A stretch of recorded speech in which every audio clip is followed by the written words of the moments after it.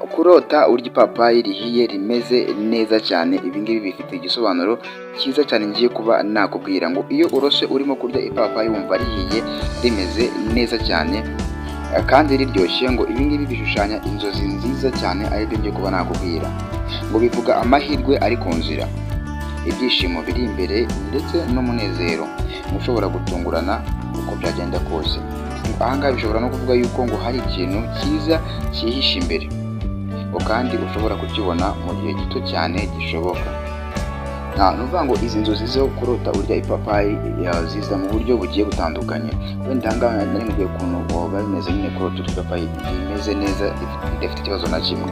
None se wibaza ngo ese kurota urya ipapayi rihiye cyane, nyine wumva nyine ryahiye cyane rimaze nko kurengerana nyine rikandiga cyane, ibyo bishatse kuba byavuga iki mu nzozi?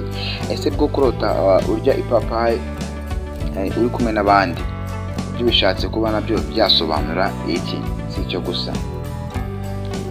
None ngo kurota urya ipapayi ryangiritse cyangwa se ritameze neza, ubona rifite kuba ryarabozeho cyangwa se ririmo utuntu tw'udusimba, ibi byose nimba uzi ibibazo icyo bishatse kuba byavuga cyangwa se icyo bisobanura mu nzozi, gahunda niyo kuba se ukareba ino video kugeza irangiye kugira ngo ubashe kugenda bamenya amakuru agiye atandukanye, dore ko mwese mwagiye musaba kuba navuga kuri izi nzozi zo kurota urya ipapayi. Ubwo rero wowe dukomezanye reka nkomeze ngende musobanurira akantu kandi kuri izi nzozi ubashe kuba wagenda ubisobanukirwa neza cyane, kandi ndaza kuba naguheza inama nitugera ku musozo, ndetse nze kuba nakubwira icyo biba bishatse kuba byavuga ku buzima bwawe cyangwa se icyo izi nzozi ziba zisobanuye ku buzima bwawe.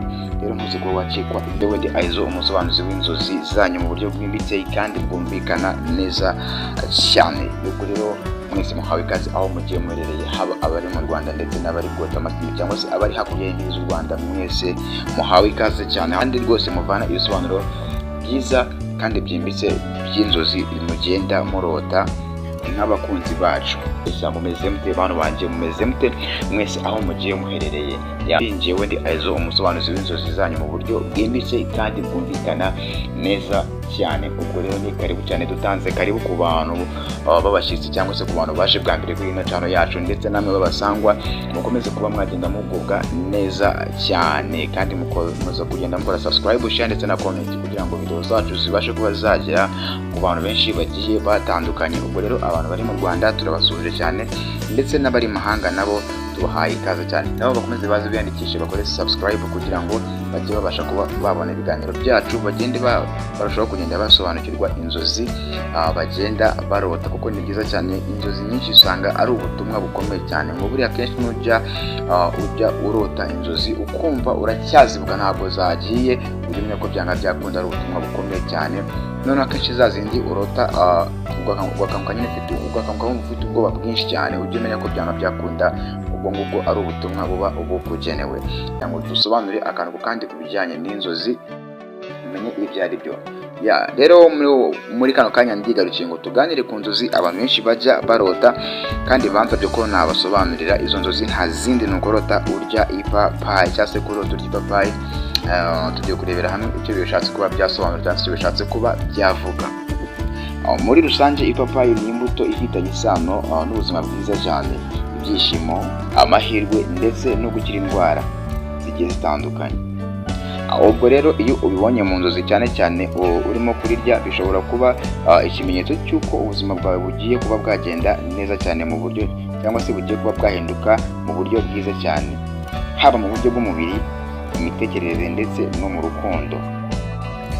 Kurota urya ipapayi rihiye rimeze neza cyane, dore icyo bishatse kuba byasobanura ngo bivuga amahirwe ari ku nzira, ibyishimo biri imbere ndetse n'umunezero ushobora gutungurana mu buryo bumwe cyangwa se ubundi. Ngaha bishobora no kuvuga yuko ngo hari ikintu cyiza cyihishe imbere, kandi ushobora kuba wakibona mu gihe gito cyane.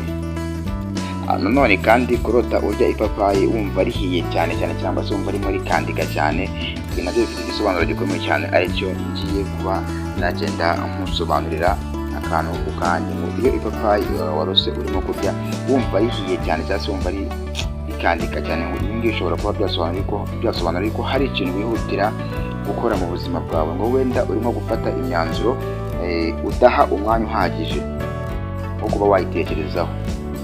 Inama rero mba nakugira, jya ufata umwanya uhagije wo gutekereza mbere yo gufata icyemezo gikomeye cyane mu buzima bwawe.